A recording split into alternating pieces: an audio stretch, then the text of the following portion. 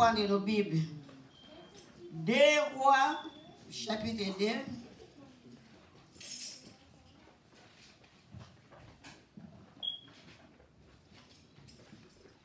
Les versets 19 à 22.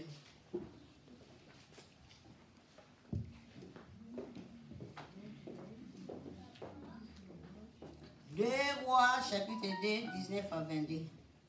2 Rois 2, 19 à 22. Et les gens de la ville dirent à Élisée, voici maintenant la demeure de cette ville est bonne, comme mon Seigneur voit, mais les eaux en sont mauvaises. Voici le séjour de la ville est bon, comme le voit mon Seigneur, mais les eaux sont mauvaises et le pays est stérile. Continue, ma soeur. Et il dit, apportez-moi un vase neuf et mettez-y du sel, et ils le lui apportèrent. Puis il alla vers le lieu d'où sortaient les eaux, et il y jeta le sel en Ici, disant, chez moi, 21. Et il alla vers la source des eaux, et il jeta du sel. en disant, ainsi a dit l'Éternel, j'ai rendu ces eaux saines, elles ne causeront plus la mort. Et la J'ai terre assaini ces eaux et ils n'approviennent plus ni mort ni stérilité. Amen. Elles furent donc rendues saines et elles l'ont été jusqu'à ce jour. Alléluia. C'est la parole de Dieu. Et Je vais faire une petite récapitulation de ce qu'on a parlé la fois passée. On a parlé du sel. On a dit que le sel, c'est l'image de toi, enfant de Dieu, dans l'église. Le sel, donc c'est l'image de Christ. Quand on donnait les offrandes, on mettait du sel dans l'offrande, dans l'holocauste, dans les sacrifices. Cela symbolisait l'alliance de Dieu avec son peuple. Nous avons parlé de l'usage du sel. Donc le sel est là pour assaisonner la nourriture. Si on met du sel dans la nourriture, il y a un goût agréable. Donc on a dit que le sel est là pour conserver aussi la nourriture. Quand on met du sel dans la nourriture, dans la viande, surtout autrefois, il n'y avait plus de congélateur, il n'y avait plus de frigo. Si les gens partaient à la chasse, nous viens avec des gros gibiers, la viande, tout ça, on mettait du sel, et on l'exposait au soleil. Donc c'était le moyen de conserver la nourriture.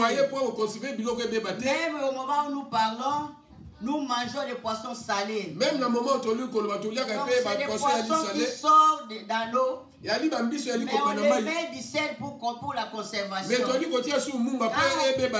on prend les poissons, on met du sel. On l'expose aussi au soleil. Ça peut prendre des années. Ça sera bien conservé. Et qu'est-ce que nous avons dit du côté spirituel? Nous, les enfants de Dieu, nous devons avoir un bon témoignage. Parce que nous avons du sel en nous. Parce que Marc 9 nous a dit aussi, dans Marc 9:50, ayez du sel en vous. C'est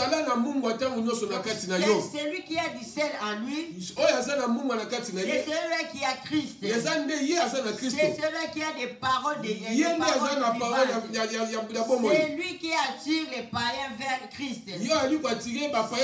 Si tu as du sel en toi, on dit que le sel donne aussi la soif de beaucoup boire. Celui qui a Christ en lui, celui qui a du sel en lui, il a toujours envie de prier. Il a toujours envie envie d'écouter la parole. Il a toujours la parole. Il a toujours cette soif-là de venir à l'église. Il a toujours la soif de venir s'assembler avec les enfants de Dieu. Il a toujours l'envie, le plaisir d'être toujours dans l'œuvre de Dieu. C'est ça, avoir du sel. Et le dernier point, nous avons, ce qu'on va dire aujourd'hui, on dit que le sel est là pour assainir de l'eau. Donc, le sel est là pour rendre l'eau stérile. Pour rendre de l'eau pure. Donc, c'est ce qu'on appelle assainissement. Assainir l'eau. Ici, nous avons lu. Donc, l'exemple de ce que le prophète Élisée a fait. Dans 2 Rois 2, de 19 à 22.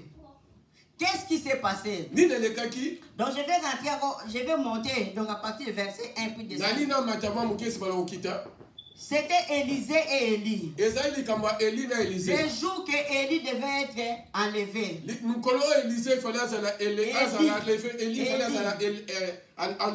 Élie était le maître d'Élisée. Élisée était serviteur. Mais Dieu avait dit que non, c'était le jour. Il a parlé à Élie lui-même.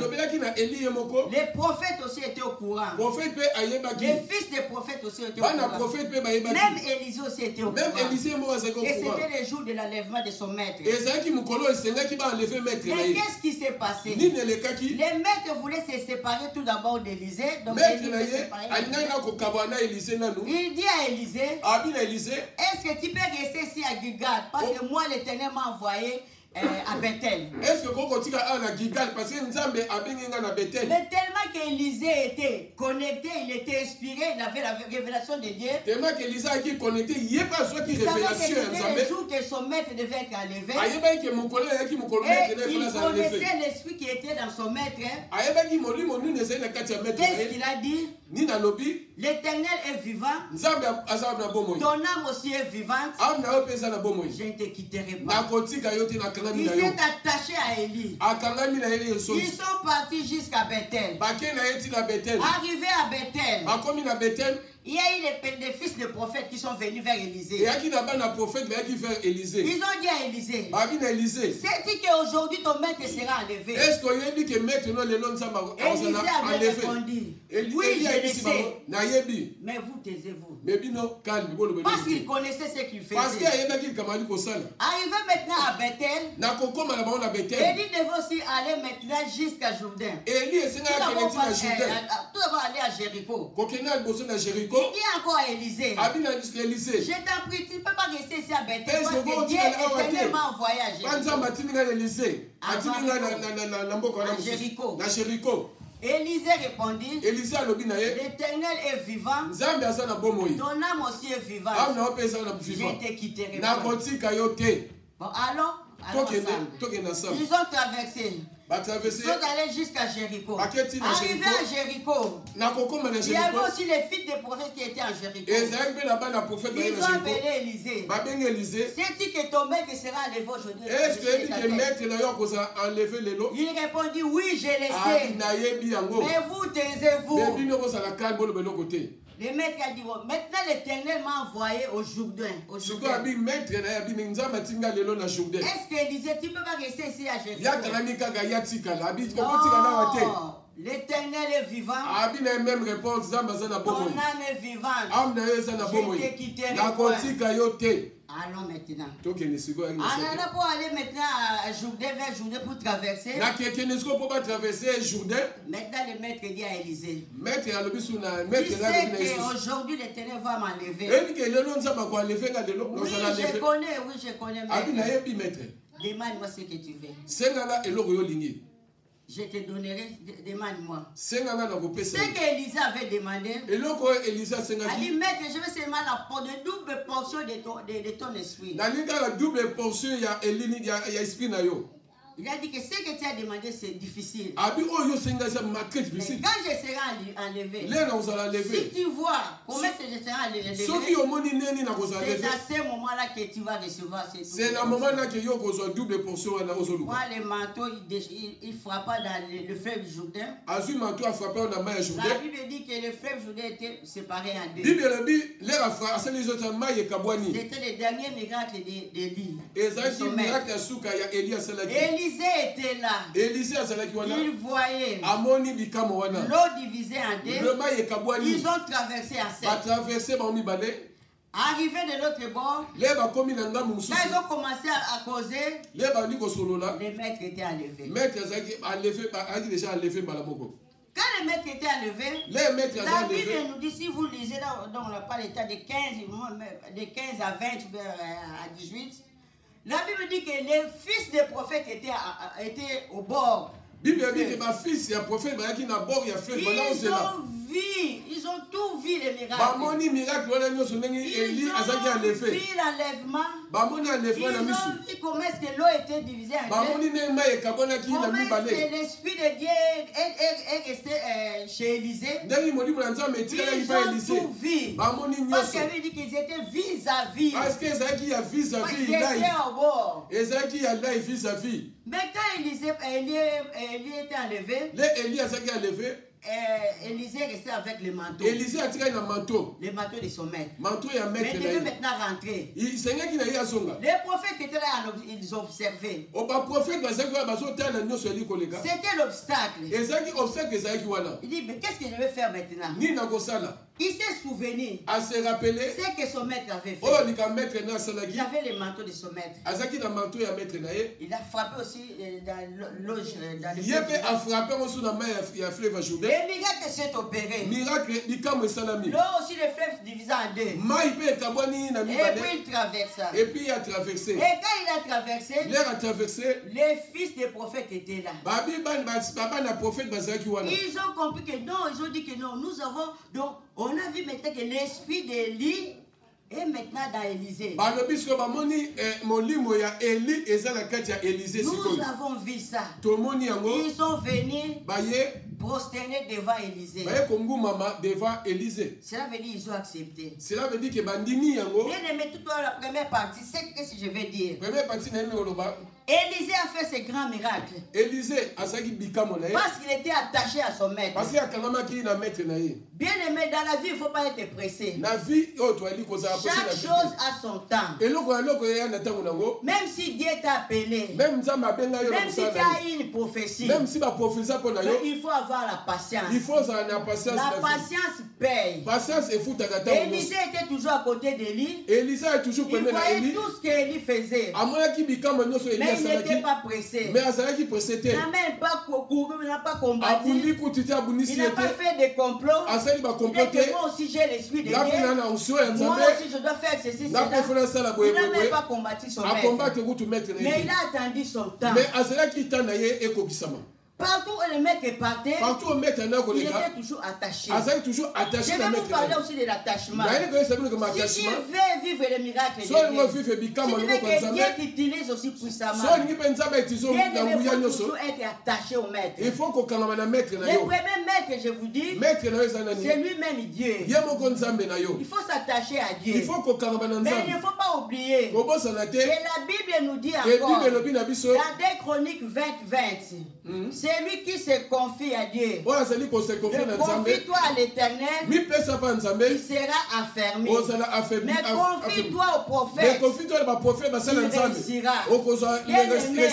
C'est lui qui se confie aux hommes de Dieu. C'est lui qui se confie à Dieu. Donc il ne sera jamais déçu. Il ne sera jamais confus.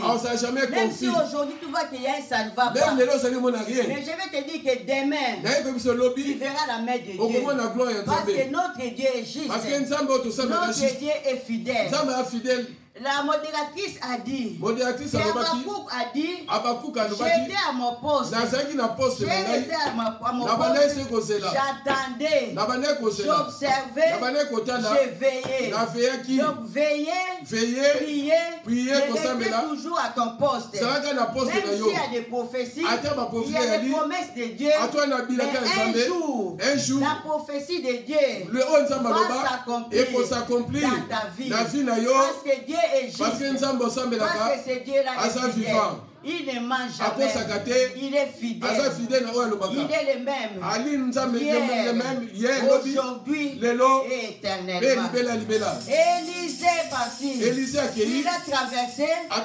Il vient maintenant du côté de Jéricho. Mais qu'est-ce que le fils du prophète dira à Élisée? Nous avons une équipe ici de 50 hommes.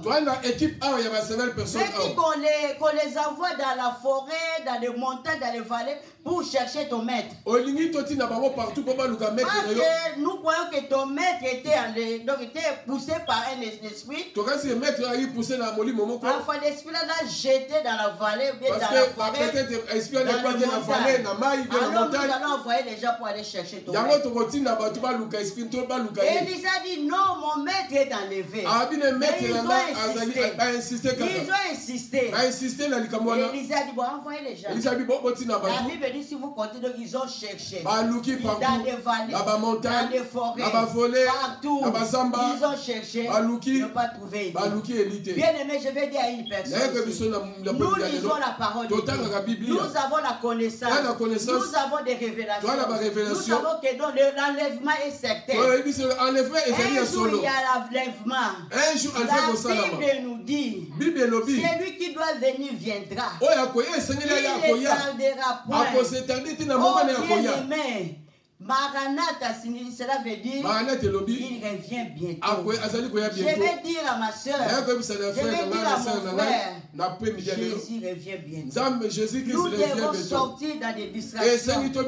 Sortons dans des distractions. Sortons dans des choses qui sont vides. Des choses qui ne payent pas. Approchons-nous à Jésus. Approchons-nous à Christ.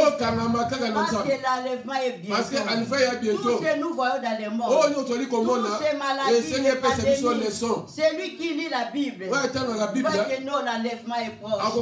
Maintenant que pas de distractions, c'est qu'on dit que non, le vaccin c'est la marque de la bête.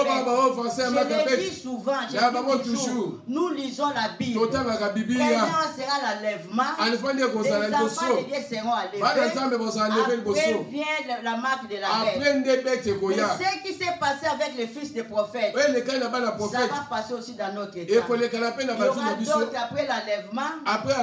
Ils vont aller chercher les siens. Donc tu vas aller chercher ton père ou bien ta femme dans des hôpitaux, dans la police, faire des communiqués. Non, ma femme, je ne vois plus ma femme, je ne vois plus mon mari, je ne vois plus mon fils, je ne vois plus ma fille. Il est déjà enlevé.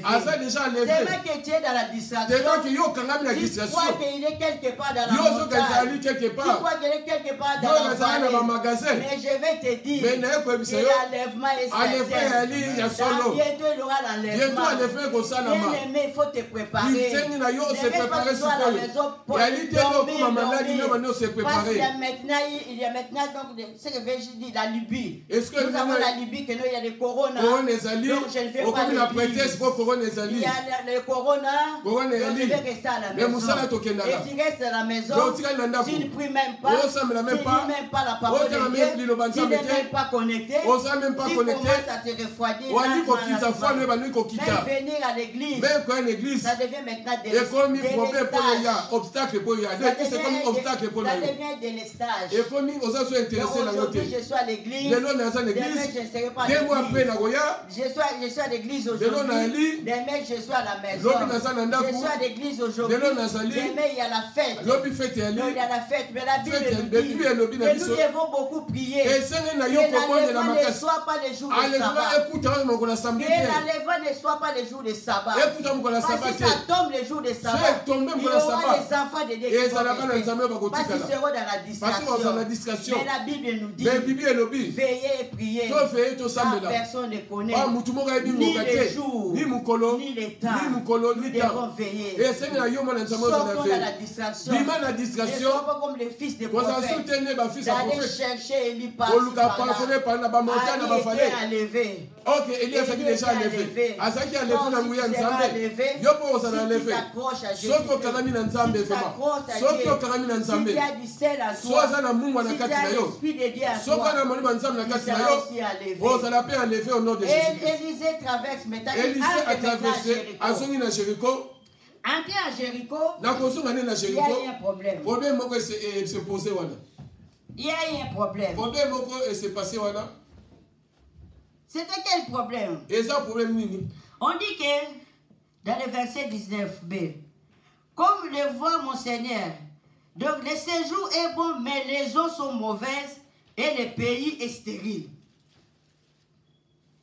Il entre maintenant à Jéricho. L'eau était mauvaise. Le pays était stérile. Qu'est-ce qu'Élisée a fait? Avant de développer, le verset 20 nous dit, il dit, apportez-moi un plat neuf et mettez-y du sel. Et ils le lui apportèrent. Qu'est-ce qu'il a fait? Il alla vers la source des eaux. Et il jeta du sel et dit, ainsi parle l'Éternel, j'assainis ces eaux. Il n'a point fait ni mort ni stérile. Et les eaux furent assainies jusqu'à ce jour, selon la parole qu'Élisée avait prononcée. Amen. Pourquoi Élisée a pris un plat neuf? Et il a mis du sel. Il dirigea vers la source. Parce qu'on lui a dit que non, l'eau est mauvaise. Le pays est stérile. Il y avait de l'eau qui coulait, l'eau était là. Il devait prendre du sel à jeter même au niveau de la rivière. Mais il est parti à la source. Il est parti à la source. Il y a un mystère. Prenons le livre de Josué. On va le développer. Josué 6.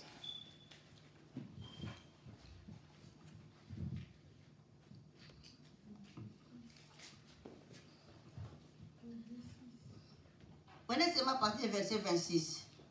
26 à 27. Ici, nous sommes à la prise de Jéricho. Hein? Élisée, maintenant, il a traversé le Jourdain. Il est venu, il est entré maintenant à Jéricho. Il a trouvé, les eaux étaient stériles. Le pays était stérile. Lisez seulement le verset 26. Josué 6, 26. À ce temps-là, Josué jura, disant, maudit soit devant l'Éternel l'homme qui se mettra à rebâtir cette ville de Jéricho. Il la fondera sur son premier-né et il posera ses portes sur son puisnier. Et il posera les portes au prix de son plus jeune fils. Amen. Amen, amen. Qu'est-ce qui s'est passé pendant la conquête? Quand les enfants d'Israël sont sortis de l'Égypte, donc ils devaient partir maintenant à Canaan. Mais pour arriver à Canaan, ce n'était pas facile. Il fallait maintenant donc, conquérir donc, les États. Il fallait conquérir les États. Donc c'était la période de conquête. Arrivé avant d'entrer à Jéricho, ils ont envoyé, ici c'était Josué qui était leader. Il a envoyé l'espion à Jéricho. Les espions étaient partis pour aller explorer les pays parce qu'ils Ils ont vu que Jéricho était barricadé, fermé, il n'y avait pas d'entrée ni de fermé, donc pas d'entrée, pas de sortie. Et c'est donc impossible pour nous pénétrer. Mais l'Éternel avait dit à Josué, je vous livre Jéricho. Je vous donne Jéricho. Nous connaissons l'histoire parce qu'on n'a pas l'histoire. Après 7 jours, on a fait le tour. 7e jour, après 7e jour, Jéricho était tombé. Quand Jéricho était tombé, maintenant Josué avait maudit, il a livré Jéricho à l'interdit, il a maudit maintenant Jéricho. Jéricho était maudit. Les eaux étaient maudits. Les hommes, donc il a livré des femmes, c'était mort. Et puis les pays, donc les pays, la ville était maudite. Et à la fin, Josué dira, c'est lui qui viendra enlever cette malédiction. Donc il aura aussi un problème. Voilà pourquoi Élisée, quand il est arrivé, quand on lui a dit que non, les eaux sont mauvaises, et puis le pays est stérile, il a compris directement. Il y a un problème ici. Mais pour réparer ce problème, donc je ne vais pas seulement parler, mais je vais poser un acte prophétique. Amène-moi un plan neuf, mettez du sel, et puis amène-moi ça. Et il se dirigea vers la source. Bien aimé, je vais te dire cet après-midi, chaque fois qu'il y a un problème dans ta vie, chaque fois il y a un ça ne va pas, donc il faut rentrer à la source. Il ne faut pas attaquer les eaux, la rivière, mais aller à la source. Il faut poser l'acte prophétique. Normalement, les sels là qu'Élisée a pris, c'était pas une grande quantité, c'était dans l'assiette, donc c'était pas beaucoup. Ça ne pouvait jamais assainir, stériliser. Jamais pour assainir. Mais c'est un acte prophétique qu'il a fait. Et quand il a fait cet acte prophétique, il y a eu directement un déclenchement de miracle. Si l'eau est devenue assainie, si l'eau est devenue pure, c'est un miracle. À partir de cet acte prophétique. Bien aimé, je vais te dire, c'est une ordonnance qui annule autre ordonnance. C'est une ordonnance qui annule une autre ordonnance. Aujourd'hui, si le président écrit que non, dans ce pays, je fais ceci, cela, donc je condamne celui-là, ceci, cela. C'est le même président qui viendra encore signer pour enlever donc ces condamnations. Voilà pourquoi je vais te dire cet après-midi. Il y a eu des condamnations dans ta vie qui viennent de la source, parfois de ta famille, des arrière-parents. Mais il y a eu une ordonnance qui si la croix Jésus avait pris, quand il a dit tout est accompli, donc c'était une nouvelle ordonnance. C'était l'acte prophétique pour enlever, pour déchirer, pour effacer toute condamnation, toute malédiction qui était sur toi, qui était dans ta famille. Bien aimé, je vais te dire, il y a des maladies familiales. Non, il y a des maladies familiales héréditaires. Maladie à famille. Quelles sont les maladies familiales? Exemple, nous avons les cancers, le diabète, l'hypertension, la dépression, la folie.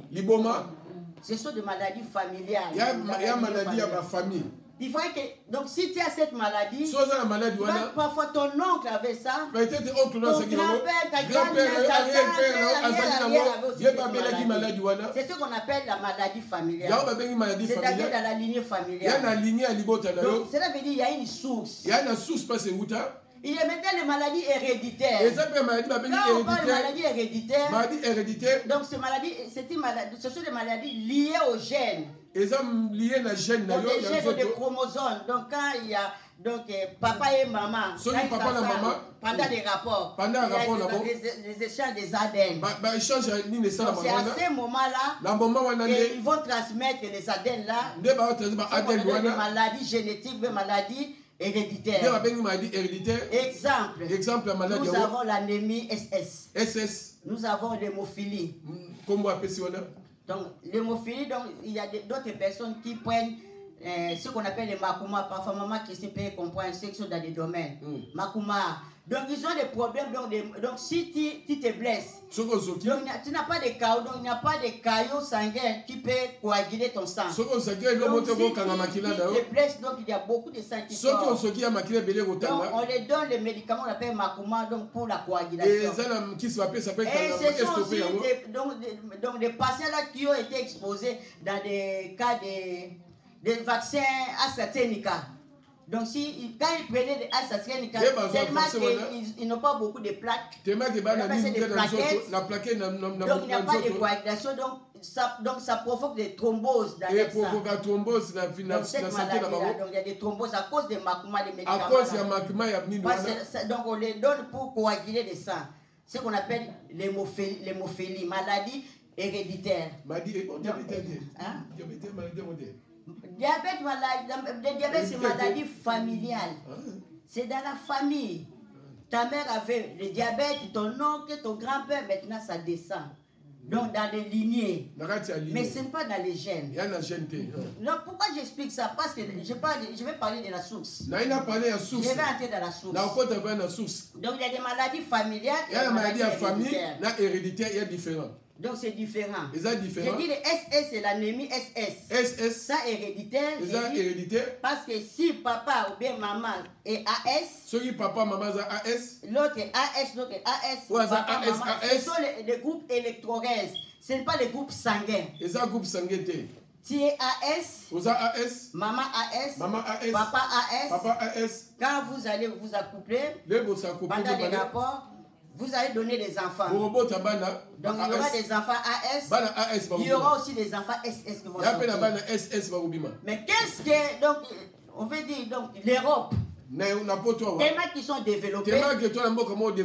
Ils sont partis à la source. Qu'est-ce qu'ils ont fait dans la source? Pour éradiquer cette maladie de SS. Ici en Europe, donc c'est rare. C'est nous les Noirs, les Africains. Mais chez eux, donc c'est rare. Pourquoi? Parce qu'avant les mariages, on prend les jeunes hommes et la jeune fille. On va vous obliger de faire l'examen d'électrophorèse. Quand vous faites cet examen d'électrophorèse, on voit que non, toi homme, tu es AS. Et la jeune fille aussi AS. On va vous dire clairement qu'il ne faut pas cohabiter. Donc il ne faut pas donner des enfants. Parce que vous allez faire souffrir les enfants.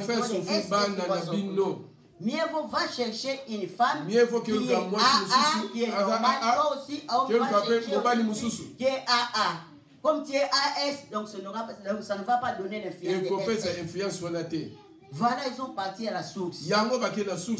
Nous maintenant les enfants de Dieu, les problèmes aussi c'est spirituel. J'ai dit des diabètes, des tensions, des compréhensions, toutes ces maladies, des folies, des cancers, diabète. Donc c'est toujours dans des liens familiaux. Quand tu pries, enfant de Dieu, ça veut dire qu'il y a un ça ne va pas. Donc il faut rentrer à la source. Donc tu vas commencer tout d'abord à aller à la source. Prier, commencer à détruire les liens qui sont dans la famille. Dans ce qui était dans la famille des arrière-grands-parents. Tu vas rentrer à la source. C'est qu'Élisée a fait. Il a dit donnez-moi un plan. Neuf et puis mettez-y du sel. Donc c'est l'acte prophétique. S'il y a un problème qui demeure dans ta vie, s'il y a toujours un ça ne va pas dans ta vie, il faut toujours avoir l'habitude de faire les actes prophétiques. Il faut faire les actes prophétiques. Comment est-ce que tu fais faire les actes prophétiques? Même à travers les actions de grâce. Ça veut dire un problème qui te passe. Tu as prié. Tu as brisé. Tu as tout fait. Mais tu vois que toujours ça ne va pas. Mais quand tu vas poser l'acte prophétique, quand tu vas donner l'action de grâce, même la porte est ouverte. Donc il y a aussi des malédictions qui sont aussi familiales qui viennent de la famille. Parfois des problèmes de divorce. Des problèmes de quoi? De séparation. Des problèmes donc il y a beaucoup de problèmes. Tu vois que ta tante c'était comme ça, ton grand-père, ton arrière. Mais ça continue. Malgré que tu dis que non, moi je suis en Christ. Mais tu as cette maladie. Mais problème maladie moi je crois en Dieu. Qui a ces problèmes. Aujourd'hui je vais te dire, il faut faire un pas. Il faut faire un pas. Parce que Élisée, quand il a vu que non, une ordonnance doit être toujours annulée par une autre ordonnance. Donc, avant que je fasse mes déclarations, je vais commencer par l'acte prophétique. Amène-moi un plan neuf. Amène-moi du sel. Un plan neuf. Et du sel. Je vais te dire aussi, toi, enfant de Dieu, tu es un plan neuf. Parce que tu as du sel. Parce que nous avons dit dernièrement, dans Marc 9,50, ayez du sel en toi. Ayez, donc nous devons avoir du sel en nous-mêmes. Quand tu as du sel, nous avons dit que le sel, c'est le signe aussi de Christ. Le signe de l'alliance de Dieu. Cela veut dire, toi, enfant de Dieu, tu es aussi un plan neuf. C'est cette enveloppe qui apporte Christ. Parce que apôtre Paul dira, si je vis, ce n'est pas moi qui vis, c'est Christ qui me vit en moi. Alors si Christ vit en toi, cela veut dire, tu as ce pouvoir, tu as l'autorité d'arrêter toutes ces malédictions, d'aller à la source. Aujourd'hui, le Seigneur t'envoie à la source. Parce que tu as un plan nouveau. Tu as un plan neuf. Car la Bible nous dit que si quelqu'un est à Christ, il est devenu une nouvelle créature. Les choses anciennes sont passées. Voici toutes choses sont devenues nouvelles. Tu es un plan neuf. Une nouvelle créature. Qui porte du sel. Élisée a pris un plan neuf. Il avait du sel. Il a amené ça à la source. Je te dis aujourd'hui, entre à la source. Entre à la source. Parce que toi la solution dans ta famille. Toi la solution dans ta famille. Tu vois que ça ne va pas dans ton foyer. Va dans la source. Parce que tu as Christ. Tu as ce pouvoir de faire les miracles. Donc ça est en toi. Parce que ayez du sel en toi. Tu as Christ en toi. Tu as l'Esprit de Dieu en toi. Parce que la Bible me dit, ne savez-vous pas que vous êtes les temples du Saint-Esprit. Et le Saint-Esprit habite en vous. Le Saint-Esprit est en toi. Christ est en toi. Parce que tu es une nouvelle créature. Tu es Moïse de ta famille. Tu dois aller à la source. Libérer ta famille. Aller à la source. Comment est-ce que tu vas aller à la source? Dans des prières, dans des gènes, dans des actions de grève, dans prison. Il faut briser, neutraliser, déclarer les ordonnances. Déclarer. Il faut parce que la Bible me dit, la vie et la mort sont au pouvoir de la langue. Si ça ne va pas, commence à déclarer. Je refuse la pauvreté. Toi le cancer. Je te refuse. Je sais que ma mère avait ça. Mais moi dans ma vie, je te refuse. Je sais que mon père était mort à cause des tensions, à cause des schlaganfalls, AVC. Mais toi AVC, toi tension, je te refuse. Arrête dans ma famille. Arrête dans la vie de mes enfants. Arrête dans la vie de mes frères. Arrête dans ma santé. Fais des déclarations. Parce que ta parole a du sel. Ça veut dire si ta parole a du sel, tu peux dire un mot et la chose s'accomplit. Parce que Christ est en toi. Il ne faut pas avoir peur. Ne te minimise pas. Ce qui se passe dans la vie des enfants de Dieu. Un magicien est sûr de lui. Il est sûr de son maître. Quand il est devant l'écran, il dit que je vais faire mes tas de démonstrations.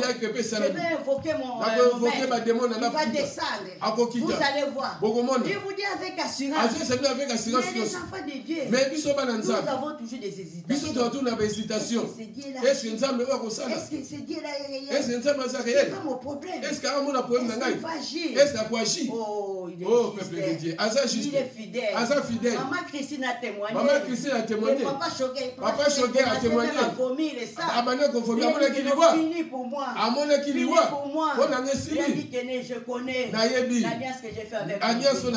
Le paix que j'ai, je donne à mon Dieu. Je vais l'invoquer. Il va descendre. Il va agir. Il a invoqué. Il a posé l'acte prophétique. Cette femme a eu beaucoup de problèmes. Mais il est dans la révélation. Mais le problème de son mariage. Il y avait des tribulations. Dieu lui a dit, il faut poser l'acte prophétique. Elle a posé l'acte prophétique. Il y a eu directement la solution. Il faut être prêt. Il faut être prêt. S'il voit que ça ne va pas, pose l'acte prophétique. Si voit que ça ne va pas, faites l'action de grâce. Si voit que ça ne va pas, entre dans la prière. Entre dans la chaîne. Et juste. Quand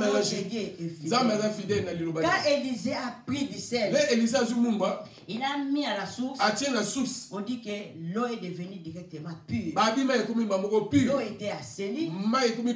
Il n'y avait plus de morts. Donc il y a eu des gens qui étaient morts. Les gens mouraient. Mais le jour où il a mis du sel, donc tout est arrêté. Dieu est le frein de toute corruption. Parce que tu as du sel. Tu es le frein de toute malédiction dans ta famille. Ceux qui sont venus avant toi, donc ils ne sont pas mariés. Ils n'ont pas eu des enfants. Ils n'ont pas eu de diplômes. Donc leur vie était désordre. Mais à partir de toi, parce que tu es le sel, tu es dans la source des enfants, des petits-enfants, ceux qui vont venir, les futurs. Donc ces choses-là qui étaient derrière toi, maintenant devant toi, dans ta famille, tu vas mettre fin. Tu vas mettre stop. Parce que tu es entré dans la source. Parce que tu es du sel. Tu as du sel. Tu es un plan neuf. Tu es parti à la source pour mettre fin. Nous allons nous mettre debout. Nous allons prier. Nous allons rentrer à la source. Si tu connais les problèmes de ta famille, il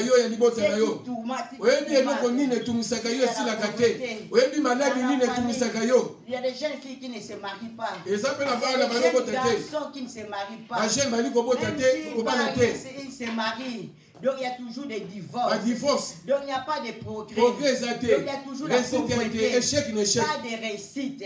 Donc il y a toujours des freinages. Il y a toujours des blocages. Donc tu peux avoir l'argent. Tu ne fais rien avec cet argent. Tu tournes toujours à rond. Parce qu'à la source, il y a quelque chose. Parce qu'à la source, il y a une condamnation. Lève-toi cet après-midi. Lève-toi cet après-midi.